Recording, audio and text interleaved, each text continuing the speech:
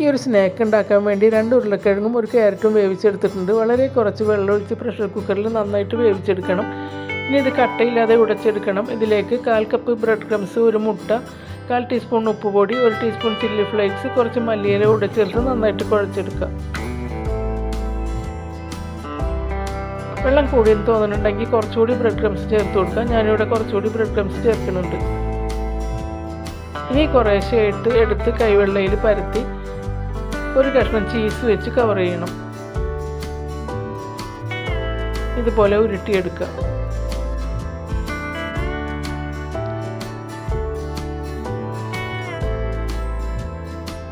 ഇനി കോൺഫ്ലോറിൻ്റെ ഒരു ബാറ്റർ ഉണ്ടാക്കണം.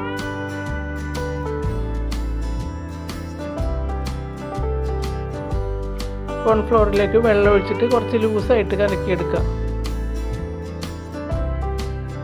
ഈ ഒരു പാകത്തിന് കലക്കിയെടുത്താൽ മതി. ഇനി ബോൾസ് ഓരോന്നായി എടുത്ത് കോൺഫ്ലോറിലും ബ്രെഡ് ക്രംസിലും നന്നായിട്ട് കവർ ചെയ്യുക.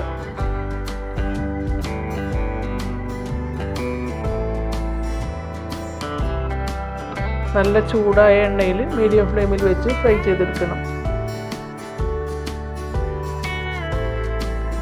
കുറച്ച് നേരം കഴിയുമ്പോൾ ഒന്ന് അനക്കി കൊടുക്കുക. ഒരു സൈഡ് ഗോൾഡൻ കളർ ആകുമ്പോൾ മറിച്ചിട്ട് കൊടുക്കണം. മറിച്ചും തിരിച്ചൊക്കെ ഇട്ട് കൊടുക്കുക.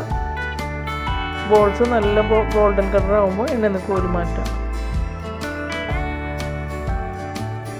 വീഡിയോ ഇഷ്ടമായാൽ ലൈക്ക് ചെയ്യണം, കമൻറ്റ് ചെയ്യണം. Thanks for watching.